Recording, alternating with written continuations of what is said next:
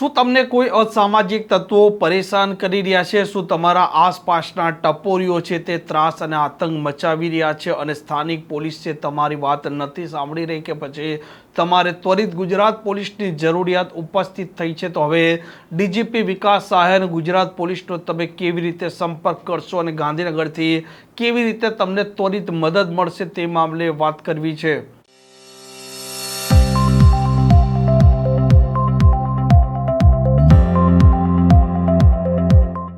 નમસ્કાર, આપ જોઈ રહ્યા છો હોટલાઇન ન્યૂઝ અને હું છું આપની સાથે તોફિક ગાચી. જે પ્રકારે હવે સોશિયલ મીડિયાનો યુગ છે અને સોશિયલ મીડિયામાં કોઈ પણ બાબત કે કોઈ પણ ઘટના છે તે મિનિટોમાં આગની જેમ ફેલાઈ જાય છે અને હવે પોલીસ પોતે પણ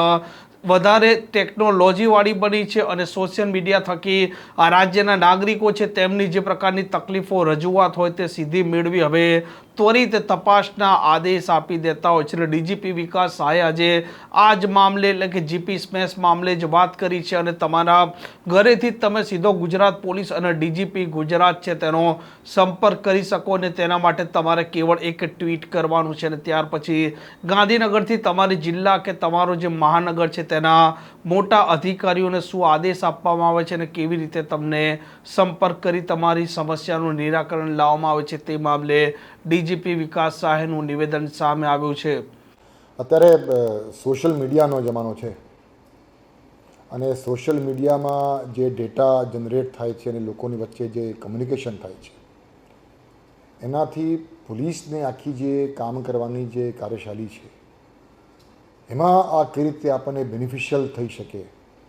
કઈ રીતે ફાયદારૂપ થઈ શકે એ અંગે આપણે વિચાર કર્યો અને વિચાર કર્યા પછી ગુજરાત પોલીસ તરફથી એક પ્રોજેક્ટ 1 માર્ચ 2025માં રોલ આઉટ કરવામાં આવી. આ પ્રોજેક્ટનું નામ છે જીપી સ્મેશ. કોઈપણ વ્યક્તિને પોલીસ સાથે કોમ્યુનિકેટ કરવા હોય, એમની કોઈ રજૂઆત હોય, એમની કોઈ ફરિયાદ હોય, એમનો કોઈ અભિપ્રાય હોય તો એ સોશિયલ મીડિયાના માધ્યમથી લોકો કરતા હોય છે. જીપી સ્મેશ અંતર્ગત કોઈપણ વ્યક્તિ જ્યારે ગુજરાત પોલીસને અથવા ડીજીપી ગુજરાતને ટેગ કરી સોશિયલ મીડિયા ઉપર કોઈપણ કોમ્યુનિકેશન કરતા હોય તો આ કોમ્યુનિકેશનને તુરત જ ધ્યાનમાં લઈ એનાલાઇઝ કરી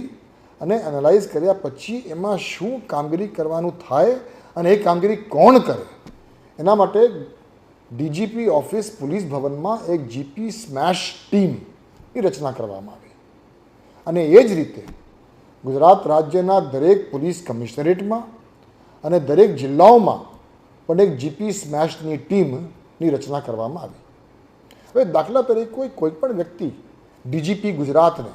અથવા ગુજરાત પોલીસના હેન્ડલ ઉપર કોઈ સોશિયલ મીડિયાના માધ્યમથી આપણને કોઈ માહિતી આપે અથવા કોઈ રજૂઆત કરે, કોઈ ફરિયાદ કરે અને એ ફરિયાદ દાખલા તરીકે સુરેન્દ્રનગર જિલ્લાનું હોય તો તુરત જ આપણી સોશિયલ મીડિયા હેન્ડલથી એસપી સુરેન્દ્રનગરને આપણે ટેગ કરી નાખીએ છીએ.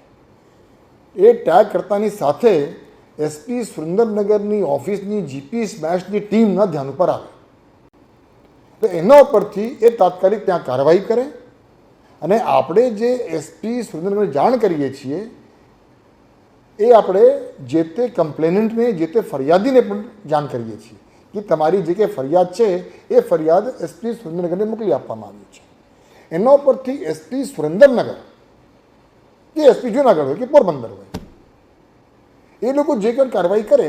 એ કાર્યવાહી ત્વરિત પૂર્ણ કરી શું કાર્યવાહી કરવામાં આવી છે એની જાણ પણ સોશિયલ મીડિયાના માધ્યમથી ડીજીપી ગુજરાતને પણ કરે, ગુજરાત પોલીસ હેન્ડલને પણ કરે અને જે તે ફરિયાદીને પણ કરે. એટલે કોમ્યુનિકેશનની આખી જે ચેનલ છે સોશિયલ મીડિયાના માધ્યમથી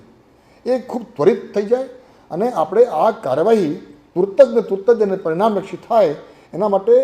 આપણે જ્યારે ચાલુ કર્યું 1 માર્ચ 2025માં ત્યારથી લઈને અત્યાર સુધી આશરે 850થી વધુ ફરિયાદોનું નિકાલ અને રિઝોલ્વ આ જીપી સ્મેશના માધ્યમથી કરવામાં આવી છે. ખૂબ સારા સક્સેસ સ્ટોરીઝ છે. હમણાં 2-3 દિવસ પહેલાં જ આપણે ખ્યાલ હશે કે નર્મદા જિલ્લામાં